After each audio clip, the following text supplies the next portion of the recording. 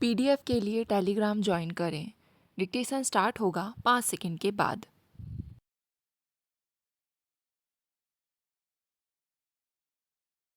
महोदय, इस बात की कौन लोग गारंटी देंगे कि यदि हम पर हमला हुआ तो वे हमारी सहायता करेंगे और आक्रमणकारी हमारी जो भूमि हथिया लेगा उसे खाली कराकर जल्दी ही हमें दिला दी जाएगी। समस्या के इस पहलू पर कोई विचार करने को तैयार नहीं। उनका तो कहना है कि बस सेनाएं पीछे हटा लो। हम इस मांग के बारे में ना नहीं करते। हमारे कुछ सुझाव हैं, लेकिन यह कहाँ तक उचित है कि दूसरे ही पक्ष के सुझाव को मान लिया जाए। हमारा सुझाव यह है कि पूर्वी बंगाल से पाकिस्तान की सेनाओं को हटा लिया जाए। उन्हीं के पूर्वी बंगाल में आने और ठहरने की वजह से वहाँ आतंक फैला है और इसी कारण शरणार्थी भागकर हमारे देश में आ रहे हैं। यदि वे पूर्वी बंगाल को छोड़ दें तो लड़ाई तुरंत बंद हो जाएगी, लेकिन इस दिशा में कोई सोचना नहीं चाहता।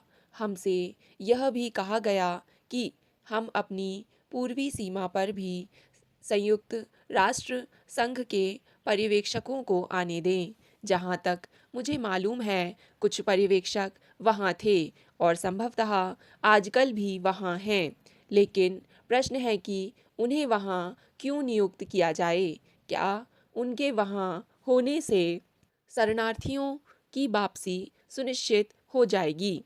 शरणार्थियों का कहना है कि जब तक बांग्लादेश में पूरी तरह शांति नहीं हो जाती तब तक हम लौट कर नहीं जाएंगे। क्या ऐसे में हम उनसे लौट जाने को कह सकते हैं, जबकि हम देख रहे हैं कि वहाँ युद्ध चल रहा है, लोग भारी संख्या में कत्ल किए जा रहे हैं, स्त्रियों को सताया जा रहा है, गांव जलाए जा रहे हैं। ऐसी हालत में हम उनसे लौट जाने को कैसे कह सकते हैं? विश्व समुदाय का और हमारा पहला कर्तव्य यही हो जाता है कि वहाँ शांति स्थापित करने की कोशिश की जाए। हमने इसके लिए काफ़ी दिनों तक प्रतीक्षा की कि आतंक के साम्राज्य को रोकने में कोई दूसरा देश कुछ करे। मैं यूरोप के कुछ देशों में और अमेरिका भी गई।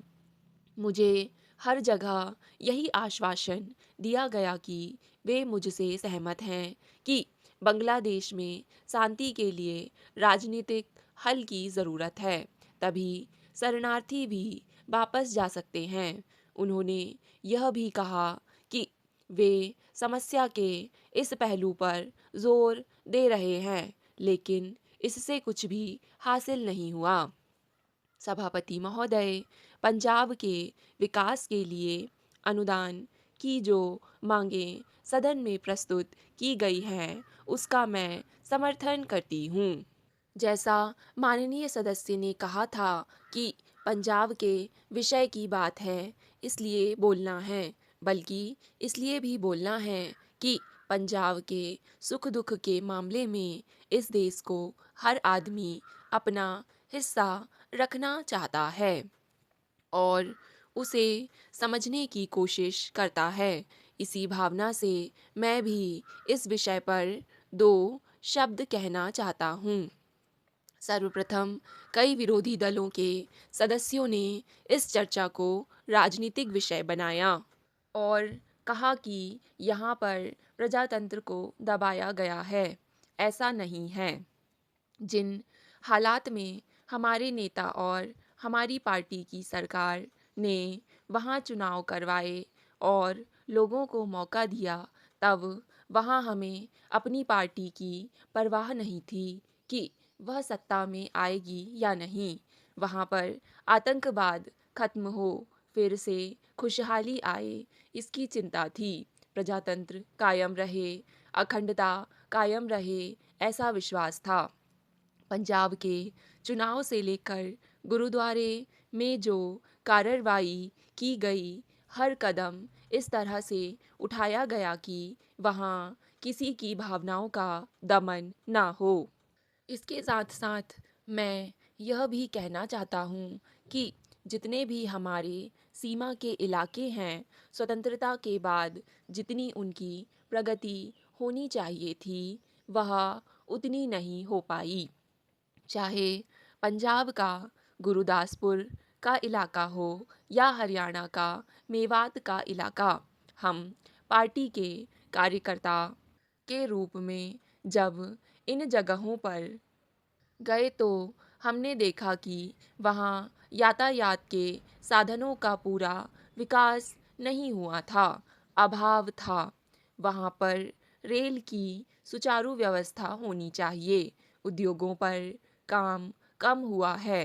पंजाब हरियाणा दोनों में हरित क्रांति आई, लेकिन सीमा के इलाकों में जो हमने देखा कि वहाँ पर पूरे पंजाब की तुलना में कुछ कम काम हुआ है। इसलिए मैं यह चाहता हूँ कि हम जो मांग पूरी करने जा रहे हैं, उसमें उनके विकास के लिए विशेष व्यवस्था करनी चाहिए, जिससे पूरे क्षेत्र में संतुलन हो और पंजाब के हर हिस्से के लिए सही रकम का प्रावधान भविष्य में किया जाए। वहाँ काफ़ी लोगों से मुलाकात की। लोगों ने कहा कि रेलवे लाइन जो अमृतसर से पठानकोट जाती है, उसमें समस्या है। सभापति महोदय चौधरी साहब ने अभी यहाँ पर जो कहा वह सही कहा और विशेष मांग पर वह बोले, राजनीतिक भाषण उन्होंने नहीं दिया। पंजाब में जो पिछड़े हुए इलाके हैं, वहाँ पर कौन से उद्योग लगने चाहिए, इसके बारे में जो उन्होंने कहा उसका मैं समर्थन करता हूँ और मांग करता हूँ कि उसको पूरा करना चाहिए। हमने चुनाव के दौरान वहाँ देखा, वहाँ पर महिलाएं दोपहर को भी काम करती हैं, खेतों में जाती हैं, जबकि हमारे महाराष्ट्र में सुबह और शाम को कार्य करती हैं। पंजाब की समस्या खाली बड़े उद्योग लगाने से है, जो ऐसे हल नहीं होगी। उसके साथ साथ वहाँ ऐसी योजनाओं का होना आवश्यक है। इस बजट या उसकी मांगों में छोटे उद्योग के लिए जो भी प्रावधान किया गया है, मेरा निवेदन है कि उस राशि को बढ़ाया जाए। यहाँ कई माननीय सदस्यों ने कहा कि पंजाब के बजट में पिछले वर्ष की तुलना में इस बार कम पैसा रखा गया है। मैं चाहती हूँ कि जहाँ उस ओर भी सरकार का ध्यान जाए, वहीं छोटे उद्योगों के लिए इस बजट में योजना की जाए, ताकि गांवों में छोटे उद्योगों को प्रोत्साहन मिले। स्टॉप। डिक्टेशन पसंद आए तो वीडियो को लाइक तथा चैनल को सब्सक्राइब करें।